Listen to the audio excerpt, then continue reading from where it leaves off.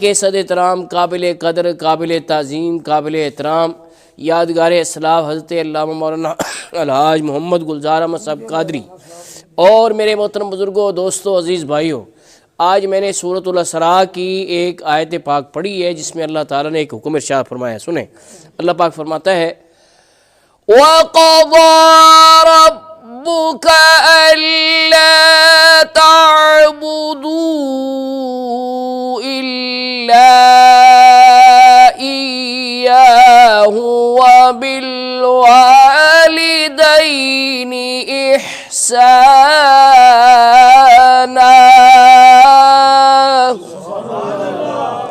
تمہارے رب نے حکم دیا ہے کہ عبادت صرف اس کی کرو، عبادت صرف اسی کی کرو، اور والدین کے ساتھ اچھا سلوک کرو، والدین کے ساتھ اچھا سلوک کرو۔ اب وہ اچھا سلوک کیا ہے اس کی تشریح خود ہی فرما دی، اما یبلغن عندک الکبر احدہما او کلاہما، دونوں یا ایک بڑھاپے کو پہنچ جائیں، فلا تقل لہما اف، تو ان کو اف نہیں کہنا۔ اف جو ہے ناراضگی کے اظہار کے لیے سب سے ہلکا لفظ ہے کہ کچھ اور نہیں کہا، ناپسندیدگی کے اظہار کے لیے کیا کہا؟ اف۔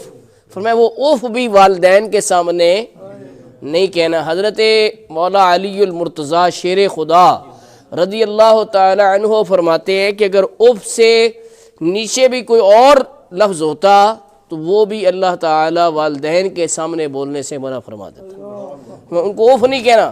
ولا تنہرہما، اور ان دونوں کو جھڑکنا نہیں۔ وقل لہما قولا کریما، اور ان سے بات ادب سے کرنی ہے۔ واخفض لہما جناح الذل من الرحمہ، اور ان کے لیے رحمت کے بازو بچھا دینے ہیں، عاجزی کے انکساری کے بازو بچھا دینے ہیں، یعنی ان کے پاس جب آنا ہے تو ادب و احترام کے ساتھ آنا ہے، یہ مطلب ہے۔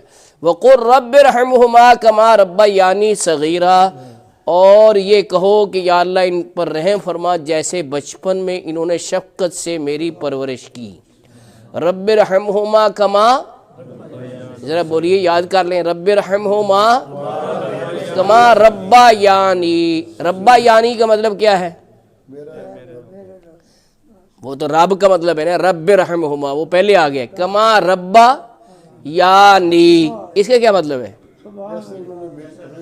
جیسے انہوں نے میری پرورش کی۔ Very good. جیسے انہوں نے میری ربوبیت کی نسبت کس کی طرف ہوئی ہے؟ والدین کی طرف ہوئی ہے۔ آپ نے غور کیا اس بات پہ کہ رب پالن ہار تو وہ ہے، پہلے لفظ رب اپنے لیے بولا ہے، رب ارحمہما، کہ اے پالن ہار پروردگار ان دونوں پہ رحم فرما، کما، اب یہ رب یعنی کی نسبت کس کی طرف ہے؟ والدین کی طرف ہے۔ تو اس میں ان لوگوں کے لیے درس ہے، ان کم فہم اور کم علم لوگوں کے لیے اس میں میسج اور لیسن ہے جو کہتے ہیں داتا نہ کہو شرک ہو جائے گا، کیونکہ داتا اللہ ہے۔ حالانکہ اللہ کے اسماء صفاتی میں داتا کہیں لکھا ہوا، یہ تو ہے ہی فارسی کا لفظ ہے، اردو میں، عربی میں ہے ہی نہیں ہے، عربی میں لفظ داتا نہیں ہے، رب ہے، اور رب کی نسبت والدین کی طرف ہوئی ہے۔ اب یہاں کیا کرو گے پھر؟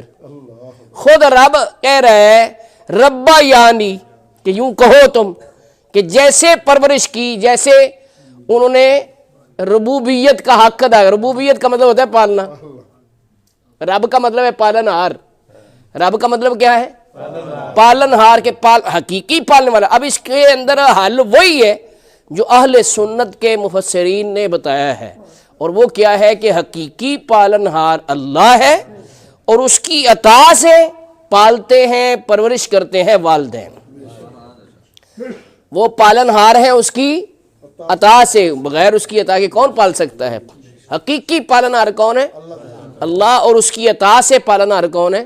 والدین، جیسا کہ قرآن کریم نے بیان کیا ہے۔ اب موضوع سے ہٹ نہ جاؤں کہیں، سورہ یوسف میں بادشاہ کو رب کہا گیا ہے۔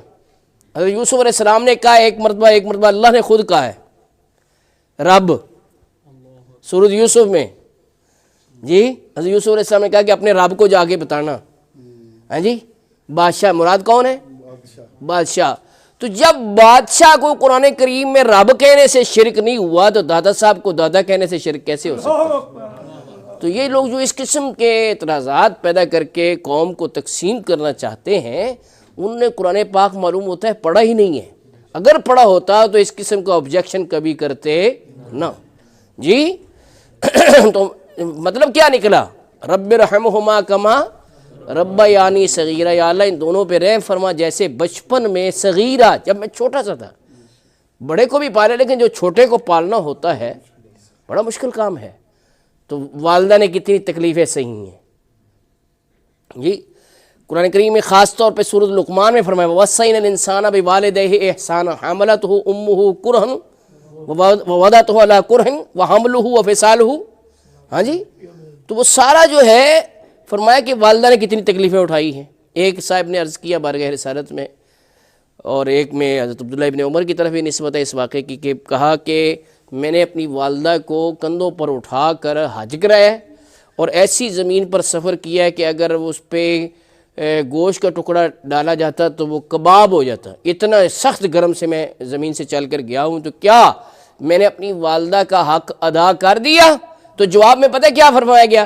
فرمایا کہ تیری ولادت کے وقت جو جھٹکے درد کے برداشت کیے ان میں سے ممکن ہے ایک جھٹکے کا بدلہ دیا ہو، حق ادا ہونا پوری عمر کا وہ کہاں ہو سکتا ہے جی۔ تو کہنے کا مقصد یہ ہے، اب ایک اور جہت سے آپ دیکھیں کہ اللہ پاک فرما رہا ہے عبادت صرف کرو اس کی، اور والدین کے ساتھ کیا کرو؟ اچھا سلوک کرو، بالوالدین احسانہ، والدین کے ساتھ کیا کرو؟ یعنی عبادت کے حکم کے فوراً بعد، عبادت کے حکم کے فوراً بعد والدین کے ساتھ اچھا سلوک کرنے کا حکم دینے کا مطلب یہ ہے کہ اس کی امپورٹنس اتنی ہے، اتنی اہمیت ہے والدین کے ساتھ اچھا سلوک کرنے کی۔ تو کہنے کا مقصد یہ ہے کہ یہ یہاں پر تو یہ فرمایا، دوسرے مقام میں فرمایا انشکر لی ولوالدیک، یہ بھی قرآن کریم میں فرمایا میرا شکریہ ادا کرو اور اپنے والدین کا شکریہ ادا کرو، میرا شکریہ ادا کرو اور اپنے، دیکھو اپنے شکرانے کے مان بعد ساتھ ہی فرمایا کس کا شکریہ ادا کرو؟ والدین کا شکریہ ادا کرو۔ اس سے والدین کے شکرانہ ادا کرنے کی اہمیت پتہ چلتی ہے۔ حضرت باعزید بستامی رحمۃ اللہ تعالی جو کہ مادر ذات بری ہوئے ہیں، سلسلہ نقشبندیہ کے بہت بڑے بزرگ ہوئے ہیں، انہوں نے جب یہ آیت پڑھی تو وہ گھبرا گئے اور والدہ صاحبہ کے پاس آئی، کہیں گے یہ ایک ایٹ اے ٹائم، ایک وقت میں دو شکرانے کیسے ادا کروں؟ والدین کا بھی ادا کروں، رب کا بھی ادا کروں، تو دونوں میرے لیے ممکن نہیں ہے۔ تو آپ ایسا کریں کہ آپ اپنے شکرانے سے مجھے معافی دے دیں، اپنا حق مجھے معاف کر دیں، میں صرف ایک طرف ہو جاؤں اور رب کا شکرانہ ادا کروں۔ ان کا چلو ٹھیک ہے میں نے معاف کر دیا، اور پھر علم حاصل کرنے کے لیے نگر نگر کریے بستی بستی شہر شہر سفر کیے، اور پھر حج کیا، پھر مدینہ پاک حاضر ہوئے۔ جب مدینہ پاک حاضر ہوئے تو چونکہ اللہ کے ولی تھے تو اللہ کے ولیوں کی بات چیت ہو جاتی ہے، حضور صلی اللہ علیہ وسلم جو حضوری بزرگ ہوتے ہیں بات چیت ہو جاتی ہے، تو بارگاہ رسالت میں عرض کیا کہ میرے لیے کیا حکم ہے؟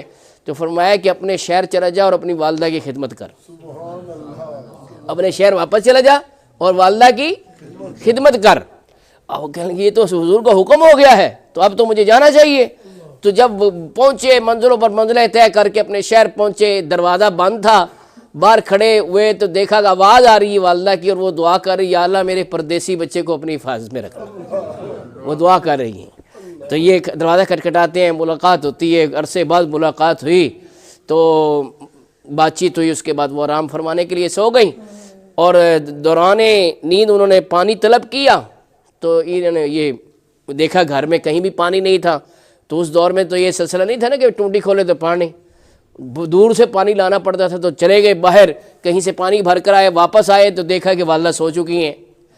تو اب اٹھانا جو ہے وہ بھی ادب کے خلاف سمجھا کہ وہ سو گئی ہیں، تو ان کی نیند کو خراب نہ کیا جائے، تو پیالہ ہاتھ میں لے کے کھڑے رہے، تو پاس ہی کھڑے رہے سرانے۔ پھر اچانک کہیں تہجد کے وقت ان کی آنکھ کھلی تو دیکھا کہ بیٹا سرانے کھڑا ہے۔ تو کہا یہ کب سے کھڑے؟ ان کا جب سے آپ نے طلب کیا۔ تو کہا تم سو جاتے؟ انہوں نے کہا نہیں، یا مجھے اٹھا دیتے؟ کہا نہیں، آپ کی نیند کو بھی ڈسٹرب کرنا میرے خلاف ادب سمجھا۔ تو وہ جو ہے اب آپ نے جب وہ پیالہ پکڑانے لگی نا تو سردی کی شدت کی وجہ سے انگلی وہ اس کے ساتھ چپک گئی تھی، اب اسے چھڑائی تو آپ کی انگلی سے خون نکلنا شروع ہوا۔ وہ والدہ نے دیکھا، اس نے ادب دیکھا، خدمت دیکھی، تو دعا کی یا اللہ اس کو اپنا بندہ بنا لے، اپنا ولی بنا لے، تو وہ مقام ملا کہ آپ کا لقب ہوا سلطان العارفین، اور آپ کا یہ قول مشہور ہوا کہ جو چیز میں نگر نگر کریا کریا شہر شہر ڈھونڈتا رہا کہ اللہ مجھے اپنا ولی بنا لے اور اپنے قرب کی نعمت سے نواز دے، وہ چیز تو مجھے اپنے گھر سے مل گئی، یعنی جو والدہ کی دعا کی برکت سے حاصل ہوئی ہے۔ اچھا ایک بات یاد رکھیں، ایک ہوتا ہے دعا کروانا اور ایک ہوتا ہے دعا لینا۔ کروانا اور ہے جس میں آپ کہتے ہیں جی میرے لیے دعا کریں، لیکن لینا کیا مطلب ہے کہ اتنی خدمت کرے، اتنا ادب کرے، اتنا احترام کرے، اتنی تعظیم کرے، اتنی تکریم کرے کہ ان کے دل سے دعا نکلے، تو وہ جو دعا لی جاتی ہے حضرت باعث بستامی رحمۃ اللہ علیہ کے واقعے میں یہ نظر آ رہا ہے کہ وہ دعا انہوں نے لی، خدمت